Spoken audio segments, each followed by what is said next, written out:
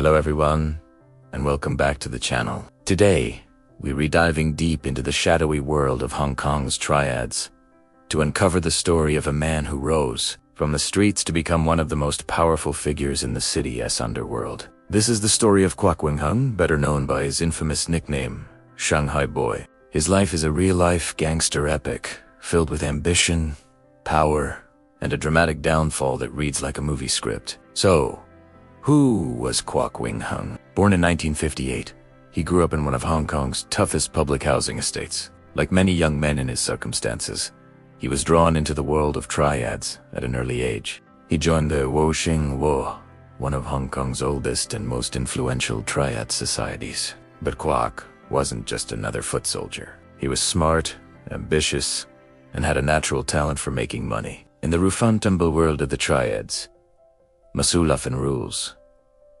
But Kwok Wing-hung carved his own path. He wasn't known for his fighting skills, but for his sharp business mind. He quickly realized that the real power wasn't in street brawls, but in controlling the flow of cash. He started by managing mahjong parlors, a classic triad enterprise, but his ambitions were much, much bigger. He began to build a reputation as a financial genius within the Wo Shing Wo. His nickname, Shanghai Boy, is said to have come from his distinctive hairstyle, reminiscent of the slicked-back look popular in old Shanghai movies. But it was his other moniker, the Money King, that truly defined his status. He was the man who could make money appear out of thin air, laundering illicit funds and investing them in legitimate businesses. By the 1990s and early 2000s, Kwok's influence had exploded. He allegedly controlled a vast empire that stretched far beyond traditional triad activities. His interests reportedly included finance, real estate, and even the entertainment industry. He was a master of disguise,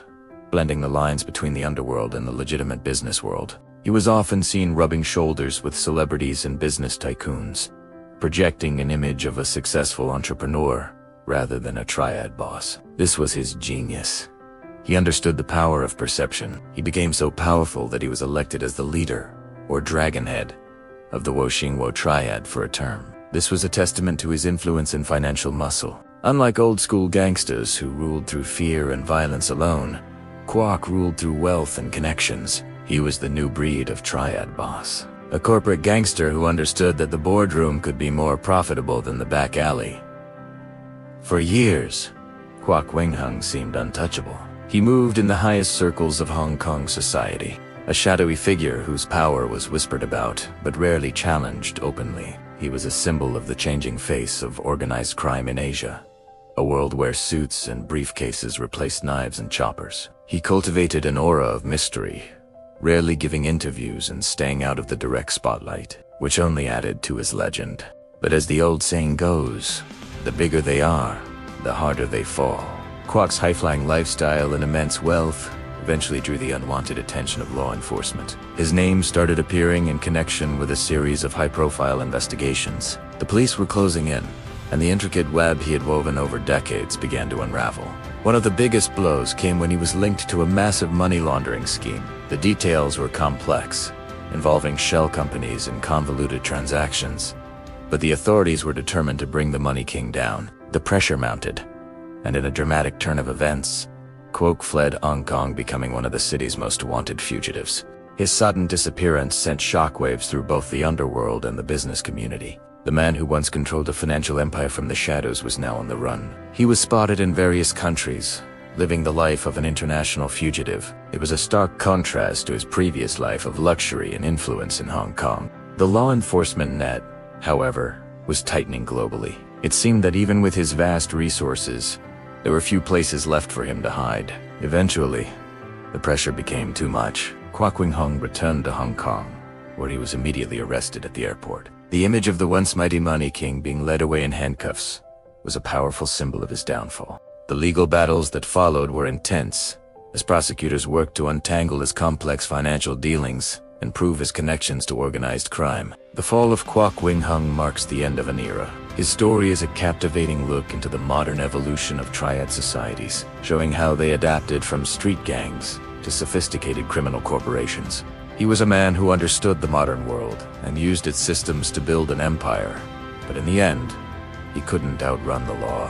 His rise and fall serve as a cautionary tale about the fleeting nature of power built outside the law. Thank you so much for joining me on this deep dive into the life of Kwok Wing-hung. It's a fascinating and complex story that reveals so much about the hidden corners of our world. If you found this interesting, please hit that like button, subscribe to the channel, and ring the notification bell so you don't miss our next video. We love hearing from you, so drop a comment below and let us know what you think. Until next time, stay curious. Hello everyone, and welcome back to the channel. Today, we're diving deep into the shadowy history of Hong Kong, to a time when sprawling, lawless settlements became breeding grounds for some of the city's most formidable figures. Our story begins not in a boardroom, but in the heart of the Kowloon walled city, a place of myth and legend, and focuses on a man whose nickname alone struck fear and respect into the hearts of many: Blacklegged Rooster.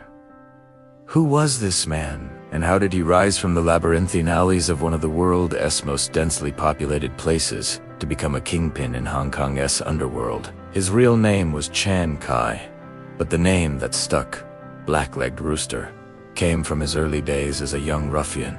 Legend has it that he was known for his distinctive, powerful kicks during street fights, delivered with a speed and ferocity that reminded people of a fighting cock. It was a name earned in the crucible of street-level survival, a testament to his toughness and his refusal to back down. To understand Shanghai's ascent, you have to understand the Kowloon walled city. Imagine a place exempt from most colonial laws, a vertical slum packed with tens of thousands of people. It was a city within a city, with its own economy, its own rules, and its own power structures. For ambitious and ruthless individuals, it was an environment ripe with opportunity. This was the world that forged him. In the walled city, strength and cunning were the only currencies that mattered, and Shanghai had both in abundance. He started small, running protection rackets, mediating disputes, and slowly building a network of loyal followers who were drawn to his charisma and his reputation for being both fair and fearsome. Shanghai wasn't just a brawler, he was a brilliant strategist. He understood that true power wasn't just about force, but about control. He began to consolidate his influence over the illicit economies thriving within the walled city's walls. From gambling dens to underground clinics, nothing happened without his knowledge or his cut. He became the unofficial mayor, the ultimate authority in a place the official authorities dared not tread. His word was law. If you had a problem, you didn't go to the police. You went to see Blacklegged Rooster. He built a reputation for delivering a rough but reliable form of justice, which paradoxically made him a respected figure among the residents who felt abandoned by the system. As his power grew within the walled city, it inevitably spilled out into the rest of Hong Kong. By the 1960s and 70s, Blacklegged Rooster was a major player in the powerful 4K Triad. He wasn't just a local boss anymore. He was a key figure in one of Asia's most notorious criminal organizations. His influence extended across various districts, and his operations became more sophisticated, moving into more lucrative ventures. He was at the table with the city's most powerful Triad leaders, a testament to how far the boy from the walled city had come. His rise mirrored Hong Kong's own chaotic and rapid development during that era, story of ambition, opportunity, and the blurred lines between law and lawlessness. However, the world of organized crime is notoriously unstable. As Shanghai's power peaked, so did the challenges. He faced constant threats from rival gangs, vying for his territory, and from internal power struggles within the 4K itself. Betrayal was a constant danger. More significantly, the authorities were starting to crack down. The Royal Hong Kong Police, once plagued by corruption, began a series of major anti-Triad operations. The infamous Independent Commission Against Corruption, or ICAC, was established in and it began systematically dismantling the corrupt networks that allowed figures like Chan Kai to operate with impunity. The ground was shifting beneath his feet. The era of the untouchable Triad boss was coming to an end. Caught in this changing tide, Chan Kai's empire began to crumble. Key lieutenants were arrested, his operations were disrupted, and the immense pressure from law enforcement became relentless. He was a man from a bygone era, a product of the walled city's unique anarchy, and he struggled to adapt to a new Hong Kong that was cleaning up its act. His later years were marked by a decline in influence, a shadow of his former self as the city modernized around him. The very place that had birthed his power, the Kowloon walled city, was itself slated for demolition, a symbol of the end of an era. In 1985, his story came to a violent end, a fate common for those who live by the sword. His demise marked the closing of a chapter in Hong Kong's underworld history. So what is the legacy of Blacklegged Rooster? He's remembered not just as a gangster, but as a complex symbol of his time. To some, he was a ruthless criminal who profited from misery. To others, especially those who lived under his rule in the walled city, he was a protector, a provider of order in a world of chaos. His story is a powerful reminder of how individuals can rise to extraordinary power when state institutions fail. He represents the raw, untamed ambition that characterized Hong Kong's post-war boom, a period of incredible growth and deep-seated social problems. The tale of Shanghai is intrinsically woven into the fabric of the Kowloon walled city, a place that no longer exists but continues to capture the world's imagination. The story of Blacklegged Rooster is more than just a crime story. It's a social history of Hong Kong.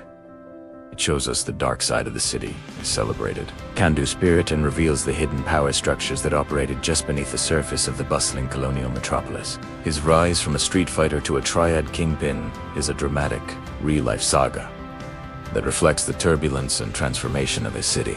It forces us to ask questions about power, justice, and survival, and how communities function in the absence of law. Thank you so much for joining me on this journey into Hong Kong's fascinating and complex past. The stories of figures like Blacklegged Rooster are a crucial part of understanding the city's identity. If you found this story as compelling as I do, please hit that like button, subscribe to the channel, and ring the bell so you don't miss our next deep dive into history as most intriguing characters. Let me know in the comments what you think, and what other hidden histories you'd like to explore. Until next time, stay curious.